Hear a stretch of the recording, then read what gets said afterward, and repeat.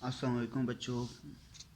आज हम स्टार्ट करने जा रहे हैं चैप्टर नंबर 4 के न्यूमेरिकल्स। तो सबसे पहला जो न्यूमेरिकल है वो देख लें। कहता है a man pushes a lawn mower with a 14 newton force direction reacted at an angle of 20 degree downward from the horizontal.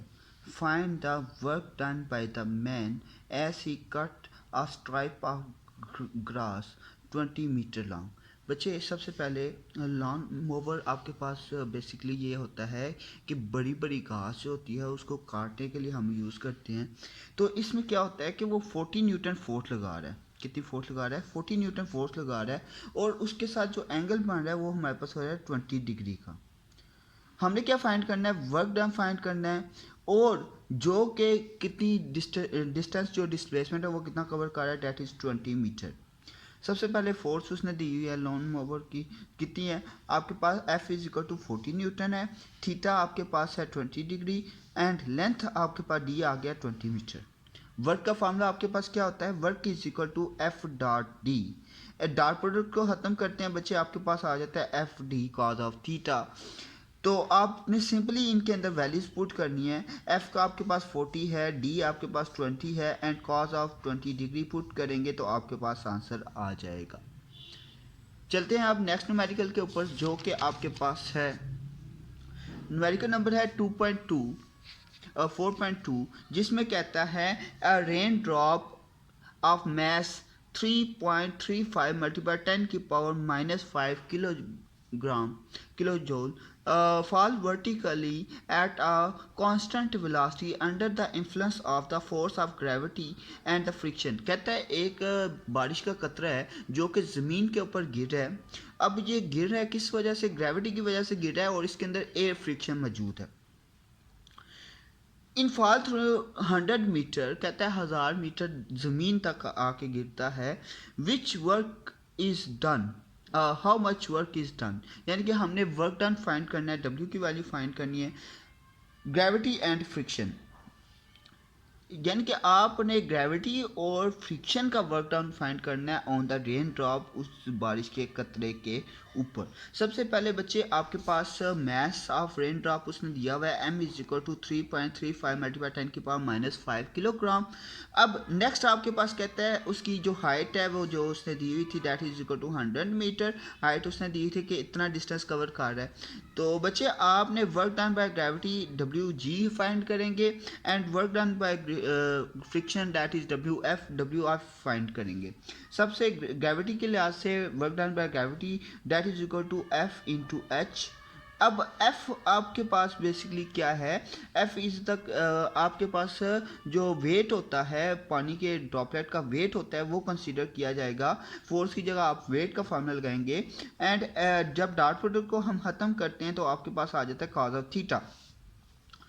देखिए बच्चे रेन ड्रॉप आपके पास डाउनवर्ड आ रहा है, ठीक है, नीचे की तरफ आ रहा है, ठीक है। इसके अंदर साथ आप अगर देखा जाए ज़मीन की ग्रेविटी के साथ जो एंगल बनेगा वो आपके पास होगा 0 डिग्री, क्योंकि ये पैरेलल होगा ना, ग्रेविटेशनल फील्ड के पैरेलल है, यानी कि फील्ड इस तरफ है और ग्रेविटेशनल फील्ड भी इस तरफ है और बॉडी भी नीचे की तरफ मूव कर रही है। दरमियान में एंगल कितना होगा? 0 डिग्री। ये याद रखिएगा। यहाँ पे एंगल कैसे निकाला है? क्योंकि ग्रेविटेशनल फील्ड नीचे की तरफ एक्ट कर रही होती है, ड्रॉप भी नीचे की तरफ जा रहा है, इस वजह से यहाँ पे थीटा आपके पास उसने लगाया है 0 डिग्री। ओके, वैल्यू पुट करिए। एफ की हमने वैल्यू पुट कर दी एम जी और एच वैसे का वैसे, कॉस ऑफ थीटा, थीटा की जगह हमने लगा दिया 0 डिग्री। कहता है as the gravitational force is along the displacement, यानी कि जिस तरफ नीचे जा रही है बॉडी, जो ड्रेन ड्रॉप है वो नीचे जा रहा है और ग्रेविटेशनल फील्ड भी आपके पास नीचे की तरफ लग रही है, इस वजह से थीटा की वैल्यू क्या है? वो 0 डिग्री। सिंपली वैल्यू पुट करेंगे एम की, जी की और एच की, आपके पास आ जाएगा 3.35 मल्टीप्लाई 10 की power -5 multiply by 9.8 multiply by 100। जब आप करेंगे आपके पास वेट आ जाएगा, weight due to gravity, sorry weight क्या गया, work done due to gravity आपके पास आ जाएगा। अब work done by friction, last time मैंने लॉन्ग क्वेश्चन करवाया था उसमें फ्रिक्शन का फॉर्मूला लगाया था एफ एच।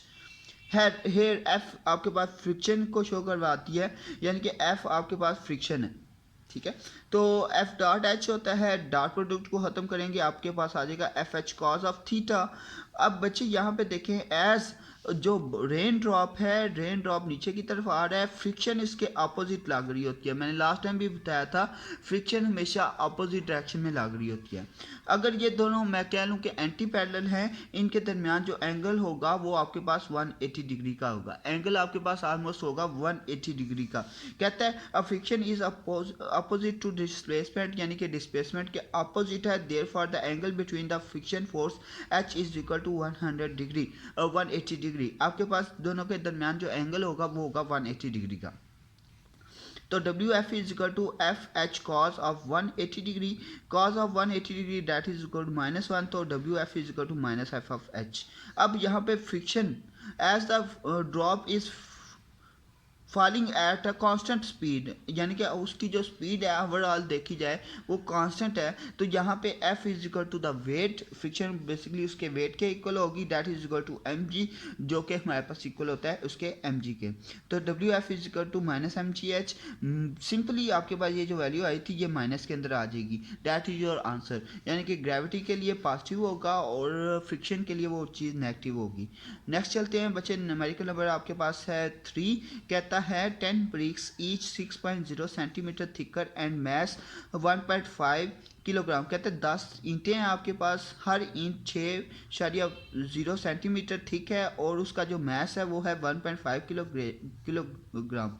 अब कहते हैं lies flat on a table, कहते हैं किसी टेबल के ऊपर पड़ी हुई है। How much work is required to stack them one on the top to another. कहते हैं कितने वर्क डन लगेगा कि हर ईंट को उठा के स्टेप वाइज हम रख सकें। ये देखें यहाँ पे उसने हर ईंट को उठा के स्टेप वाइज रखा है। हमारे पास 9 ईंटें थी, सबसे पहले ये एक होगी, 2 3 4 सॉरी 10 ईंटें थी, 1 2 3 4 5 6 7 8 9 10, यानी कि 10 ईंटें उसने रख ली। बच्चे सबसे पहले जो डाउनवर्ड है ये ज़ीरो क्यों लगाई है, इसकी वजह क्या है कि इसका कोई डिस्प्लेसमेंट नहीं होता, इसकी कोई हाइट नहीं होती। जब ज़मीन के ऊपर कोई चीज़ पड़ी होती है वो एट द ज़ीरो होती है, इस वजह से फर्स्ट ईंट जो उसने लगाई है वो ज़ीरो के ऊपर लगाई है। पहली इंट आपके पास 0 होगी, उसके बाद फर्स्ट एम जी एच होगा, सेकेंड है, थर्ड 4 5 6 7 8 9 तक चलेगा। आपने भी ऐसे करना है। Work is equal to M G H into cos of 0। First point यहाँ पे उसने वही बात की हुई है कि पहले के ऊपर हाइट 0 थी, इससे सेकंड को आपने उसने निकाला है एम जी एच है, थर्ड के लिए हमारे पास 2 एम जी एच है, ओवरऑल हमारे पास ऐसे कंटिन्यू है। हाइट का मेजर उसने कैसे किया है, यहाँ से लेके यहाँ तक उसने इसको h का नाम दिया है। जब सेकंड यहाँ पे पूछेगा पॉइंट पे, इसे आपके पास 2h कह देगा एंड ओवरऑल कंटिन्यू। अब आपको क्या कहते हैं कि सारे वेट जितने भी हैं जो वर्क आए हैं इन सबको ऐड कर लो, W1 plus W2 up to so on, सारे वर्क आपने ऐड अप कर लेने हैं। तो आपके पास आ जाएगा W is equal to 0 plus M G H 2 M G H plus 3 M G H 4 up to 9 M G H, सबको ऐड करेंगे that is equal to 45 M G H. ये जब 45 एम जी एच आ जाएगा, आपने simply क्या करना है, mess की वैल्यू डालनी है और जो थिकनेस है वो आपके पास डैट इज इक्वल टू 6 है, सेंटीमीटर थी, इसे मीटर में कन्वर्ट करके आपने इधर पुट कर देना है, तो आपके पास आंसर आ जाएगा डैट इतना वर्क हुआ है इसके अंदर। अच्छा, नेक्स्ट है न्यूमेरिकल नंबर 4.4 है। इसके अंदर ना बच्चे आप सिलेबस से देख लीजिएगा। मुझे जो लगा है उसके मुताबिक आपके पास 4.2 से लेके 4.6 तक है, उसके बाद 6 और 7 और 8 है। ठीक है, आप देख लीजिएगा क्योंकि मैंने जो नोट्स थे उसके ऊपर लिखा हुआ था। है चलते हैं 4.4 के ऊपर। इसमें क्या कहता है, a car of mass 800 kilogram. कहता है एक कार का मैस है 800 किलोग्राम, ट्रैवलिंग एट 54 किलोमीटर पर आवर्स। बच्चे जब भी याद रखिएगा किलोमीटर पर आवर्स होगा, आपने इसे मीटर पर सेकंड में कन्वर्ट करना है। इस ब्रॉट टू अ रेस्ट, कहता है कि उसे रेस्ट के ऊपर लाया जाता है इन 60 मीटर 60 किलोमीटर के बाद। 60 मीटर के अंदर। Find the average retarding force, यानी कि जो फोर्स उसके अपोजिट लग रही होती है उसे रिटार्डिंग फोर्स कहते हैं। जैसे कि रिटार्डिंग ऑन द कार, जो कि कार के ऊपर लग रही है। What has happen to the original kinetic energy, कहते हैं इसकी जो काइनेटिक एनर्जी है इसमें क्या फ़र्क आएगा। The change in kinetic energy.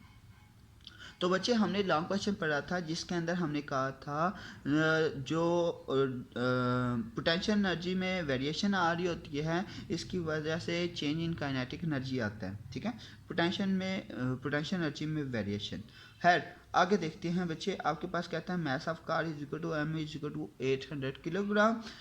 Mess उसने दिया हुआ है, इनिशियल वेलोसिटी उसने दी हुई है, that is equal to V I 54 kilometre per hour. इसे मीटर पर सेकंड में कन्वर्ट कैसे करना है, आपने किलो है तो 1000 के साथ मल्टीप्लाई किया, पर आवर से एक हो गए मिनट के लिए, एक हो गया सेकंड के लिए, 60 multiply by 60 that is equal to 15 metre per second. ठीक है, इसके बाद इनिशियल वेलोसिटी जब कार मूव आपके पास जो इनिशियल जो स्टार्टिंग पॉइंट थी उसने दी हुई थी, और जो फाइनल वेलोसिटी होगी जब वो डेस्क के ऊपर आ जाएगी तो वी एफ आपके पास 0 हो जाएगा। Distance D will be equal to 60 metre, जो कि उसने बताया था हमारे पास 60 मीटर है। हमने फाइंड क्या करना है, रिटार्डिंग फोर्स एफ फाइंड करनी है, और काइनेटिक एनर्जी में जो चेंज आ रहा है वो चीज़ फाइंड करनी है। According to work energy principle, हमने ये पढ़ा था वर्क एनर्जी प्रिंसिपल के मुताबिक एफ डॉट डी यानी कि एफ डी यानी कि वर्क किसके इक्वल होगा, 1/2 एम वी एफ का square minus 1/2 M V I का स्केल। ये बच्चे हमने पढ़ा था work done is equal to change in kinetic energy. Work done is equal to change in kinetic energy. Work के लिए हमने इधर एफ डॉट डी लगाया है, यानी कि एफ डी लगाया है is equal to kinetic energy के लिए हमारे पास है 1/2 एम वी एफ का square minus 1/2 M V I का स्क्वायर। इन दोनों में से 1/2 एम कॉमन आ रहा है, ले लिया कॉमन, आपके पास बचा वी एफ का स्क्वायर माइनस वी आई का स्क्वायर। सिंपली आपने इसके अंदर वैल्यूज पुट करनी है ताकि हमारे पास एफ आ जाए। डी आपके पास 60 था, 1/2 इंटू आपके पास एम आपके पास 800 था, वी एफ आपके पास 0 था, वी आई आपके पास 15 था। सिंपली वैल्यूज पुट की, 60 तो मल्टीप्लाई हो रहा है, इस तरफ आकर डिवाइड हो जाएगा। That is equal to F is equal to minus 1500 newton. बच्चे माइनस साइन ये शो कर रहा है कि फोर्स आपके पास अपोजिट है, मीन्स के ये रिटार्डेशन है। Okay, as the velocity of the car is decreasing, हमें पता है कि जैसे कि वेलोसिटी कम हो रही है so it's kinetic energy is also decreasing, इसकी जो काइनेटिक एनर्जी होगी वो भी डिक्रीज करेगी एंड बिकम ज़ीरो, और जब वो बिल्कुल ज़ीरो हो जाएगी due to the friction force, यानी कि फ्रिक्शन की वजह से वो बिल्कुल क्या हो जाएगी, ज़ीरो हो जाएगी। चलें बच्चे, नेक्स्ट जो न्यूमेरिकल रह गए हैं वो मैं आपकी अगली वीडियो में कवर करता हूँ।